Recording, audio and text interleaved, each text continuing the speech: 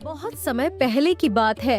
एक गांव था जिसका नाम था महाराजपुर। वह गांव बहुत शांत गांव था, पर उस गांव के पास एक जंगल था जिसमें एक खतरनाक डाकू रहता था, जिसका नाम आसपास के गांव में बहुत मशहूर था।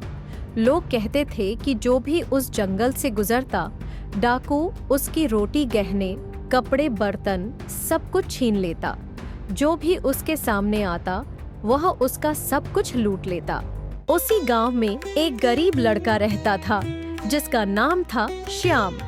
श्याम की माँ बीमार थी और बहन की शादी तय हो गई थी। उनको शादी के लिए पैसे देने थे, पर श्याम के पास कुछ भी नहीं था। श्याम की माँ बोली, बेटा, पैसे का इंतजाम कर, नहीं तो हम तेरी बहन की शादी नहीं कर पाएंगे। श्याम ने कहा, माँ, मैं जंगल पार करके दूसरे गांव में काम के लिए जाऊंगा और कुछ पैसे कमा के लाऊंगा। माँ डरकर बोली, बेटा, पर वहाँ तो वो डाकू रहता है, वह तुझे लूट लेगा। श्याम बोला, माँ, मैं डरकर अपनी बहन की जिंदगी खराब नहीं होने दूंगा। सुबह सुबह श्याम जंगल की तरफ चल पड़ा, पर अभी भी उसके मन में डाकू का डर था। जैसे ही श्याम जंगल में गया, हर तरफ सन्नाटा था। श्याम की सांसें तेज हो गई थी। अचानक सामने एक लंबा, काले कपड़ों में, हाथ में तलवार लिए वही डाकू खड़ा था। डाकू गुस्से में बोला, वहीं रुक जा, तूने हिम्मत कैसे की मेरे अड्डे में आने की? श्याम बोला, आप मुझे जाने दे, मेरे पास कुछ नहीं है, मैं गरीब हूँ। डाकू बोला, मैं सब कुछ लूट लेता हूँ, सब कुछ, ताकि लोग जान लें कि ये अड्डा मेरा है, और जो भी मेरे अड्डे में आने की कोशिश करेगा उसका यही हाल होगा। डाकू ने उसकी जेबें पलट दी। उसने श्याम का सब कुछ छीन लिया। श्याम के पास जो 2 रोटी थी वह भी उससे छीन ली गई। श्याम घर वापस लौटा, पर उसकी माँ ने देखा कि उसके पास कुछ भी नहीं बचा। उन्होंने दुखी होकर यह बात गांव में बताई। सभी गांव वाले बहुत गुस्से में थे। उस गांव के सरपंच ने कहा, अब बहुत हो गया, हम ऐसे ही नहीं बैठ सकते। हमें उस डाकू का कुछ करना होगा, नहीं तो हमारे गांव में गरीब लोग भूखे ही मर जाएंगे। हमें उस डाकू से छुटकारा पाना ही होगा। उसी गांव में एक और लड़का रहता था जिसका नाम था रघु। पर रघु श्याम से बहुत अलग था। वह श्याम जैसा ईमानदार नहीं था। वह गरीबी में पला था, पर मेहनत करने के बजाय वह चोरी छपटी करता और जो मिलता उसे बेचकर शराब और जुए में उड़ा देता।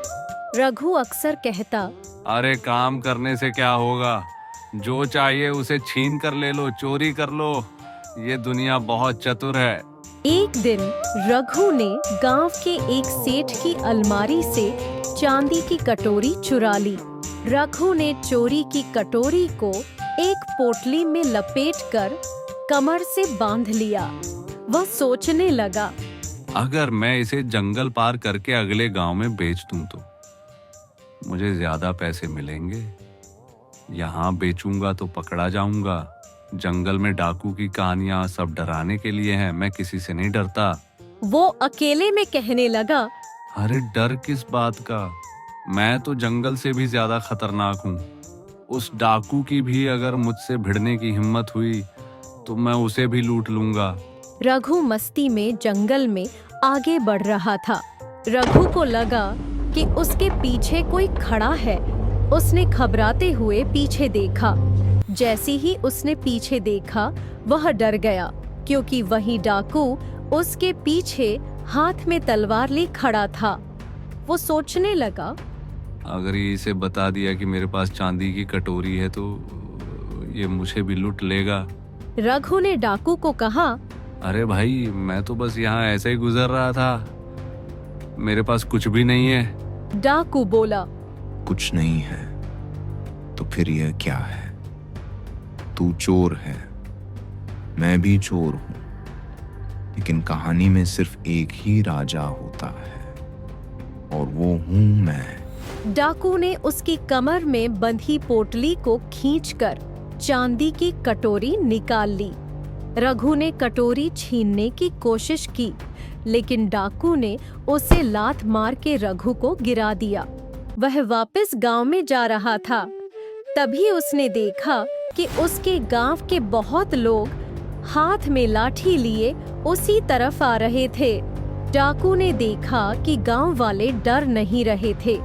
गांव वालों ने मिलकर उसे पकड़ लिया और उसे बहुत पीटा। उसकी तलवार भी गांव वालों के सामने कुछ नहीं कर पाई। उसके डर का खात्मा हो चुका था। गांव वालों ने उसे बांध लिया और उन्होंने डाकू को एक सजा दी। गांव के गरीब लोग खुश हो गए और उन्हें अपना लूटा हुआ सामान भी वापस मिल गया। अब कोई भी जंगल जाने से नहीं डरता था। आपने अपने घर के बड़ों से सुना होगा कि किसी का सामान चुराना बुरा होता है।